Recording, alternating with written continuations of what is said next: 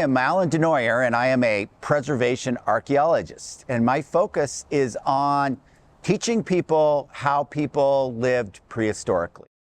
By studying what I'm doing helps us understand what we're looking at archaeologically. So I am an archaeologist, and when we go out and we excavate a site, we find all these artifacts in the ground, buried in the dirt. We excavate them.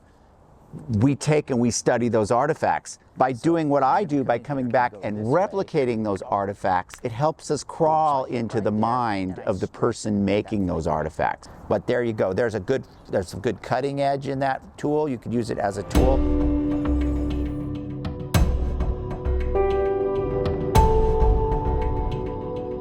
We're going to go into the mind of a hunter preparing for a hunt and what a hunter might go through to do that.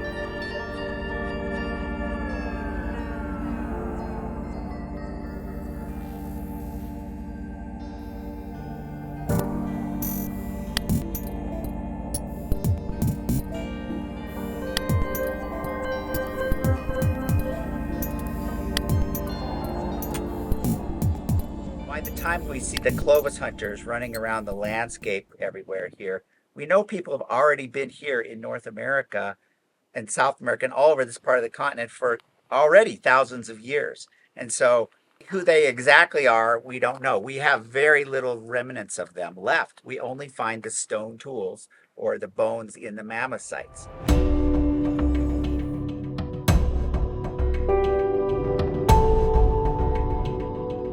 Find a hunting camp that has different kinds of rocks in it from vast areas apart. So either they were trading with other folks in other groups around, or they were moving around.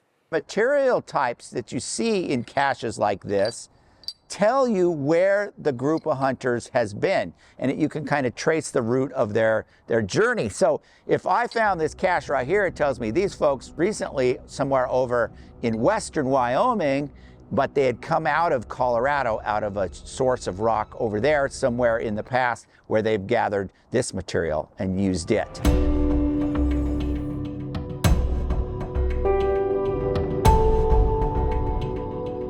They've got mammoths down by Mexico City they've found that have been killed there. There's mammoths up on the high plains in Wyoming and in Colorado. We've got mammoths.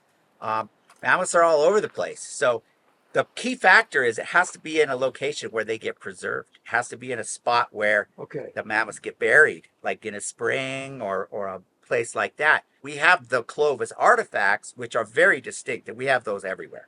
They're all over. We need to know everything we could possibly know about the mammoth before we're going to approach one of them, because they're an elephant, basically. They're just like modern day elephants, just a little bit bigger, a little bit hairier maybe. If you run up onto a bunch of them or you come up on them, they're going to charge you. They're going to do all the things that African elephants would do. So we are going to go out on our hunt with a vast knowledge of mammoths and how they react in certain situations. And we know how to approach them in ways that hopefully we're not going to get stomped on.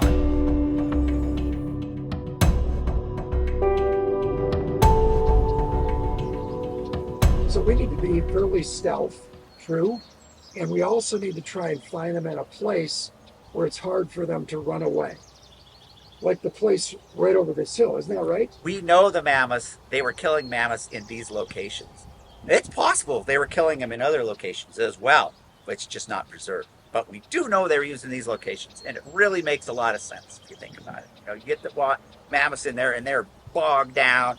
Here at Murray Springs, when they excavated this site, they could see the mammoth tracks in the marl, in the mud, where the mammoths were stomping around in the mud. So that's going to slow them down a little bit. Gives you a little bit of an advantage. How many times are we going to have to hit this critter to bring it down to have any chance of maybe finally killing it and then processing it? It looks like a lot of times. So all these different Clovis sites that have been excavated, and there's been several excavated in this area, 3 or 4, and in each one of those there's a minimum of maybe 8 Clovis points that have been found. One in particular is kind of interesting. It's called the Naco Mammoth Kill Site, and it's over near Bisbee. But in that locale, they found a mammoth. They excavated the whole skeleton of the mammoth, and they found 8 Clovis points in and amongst the bones. but they didn't find anything else. No other tools, no flakes, no nothing to go along with it. So one theory is that the mammoth got away. They jumped at some other location, were pummeling it with darts, sticking it all full of stuff, and yet the mammoth got away.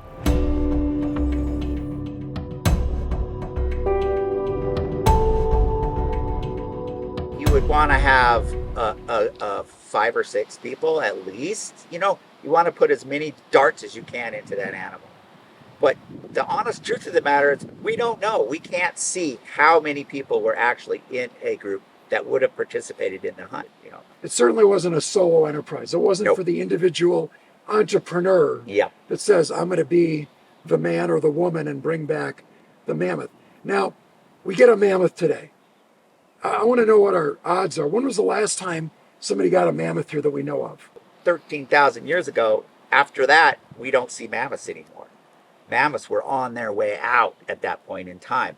Murray Springs is really cool here because there is actually a layer in the ground that it's called the black mat, and it's a layer of organic matter that's in the hillside. That is the exact point in time where the Clovis hunters killed the mammoths.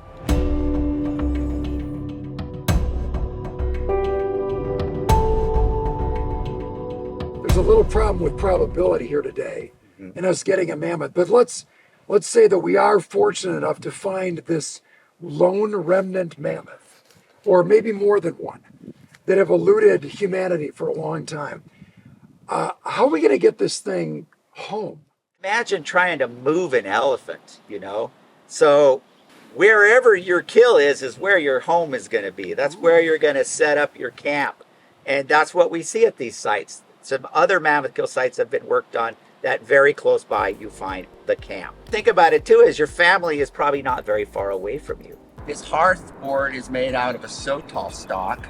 And then this is a shin dagger, which is another kind of a yucca type plant down here that I'm going to use as my spindle stick that I was spinning with my hands like this. So what I need to have is a nest here. My goal is I'm going to spin my stick really, really hard, and it's going to grind the bottom out of this and heat it up, and this dust powder is going to come out and form a little pile. Once that pile gets kind of big enough and hot enough, hopefully it'll catch a spark. We don't know whether they carried fire. I mean, there's a lot of popular. They very well may have, but we just don't have that evidence. Got We it. just don't have much. So you're moving from spot to spot to spot. It's probably pretty likely that actual mammoth kills were rare overall.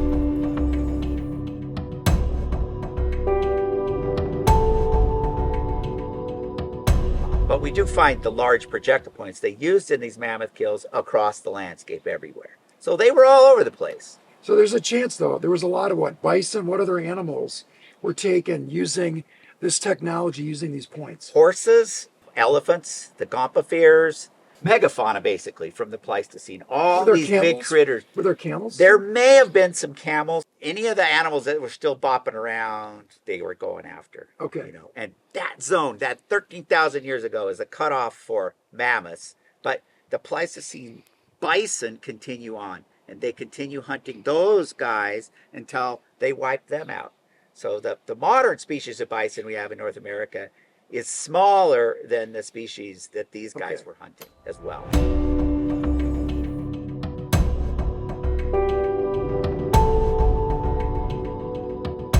Alan, I'm concerned about you and about me and our safety with this mammoth, but I've come prepared, always come prepared. I've got exactly what we need for first aid if we catch a tusk or get stomped on. It's got everything we need. I mean, what more do you need than you got some Band-Aids, you got a little gauze, a nail file, very important. Yeah. Perfect. Although what it does need is a full body cast.